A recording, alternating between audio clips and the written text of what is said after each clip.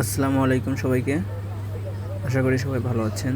তো আজকে সানডে মানে রবিবার, ছুটির দিন। আমাদের কোম্পানির পাশে একটা ফাঁকা জায়গা আছে।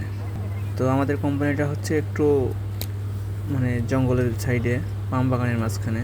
তো আমাদের এখানে সবজির দামটা একটু বেশি, কারণ এখানে ভাসমান গাড়ি দিয়ে নিয়ে আসা হয়। তো এই জন্য সবজির দামটা একটু শহরের তুলনায় বেশি। তো তাই ছুটির দিনে সবাই মিলে কিছু শাকসবজি লাগানোর চেষ্টা করছি।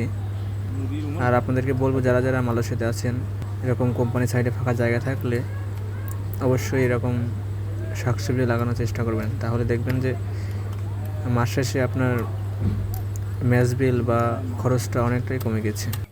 আর তাছাড়া আপনি যে এখান থেকে ফরমালিন মুক্ত যে শাকসবজিগুলো পাবেন, এটা কিন্তু স্বাস্থ্যের জন্য খুবই উপকারী।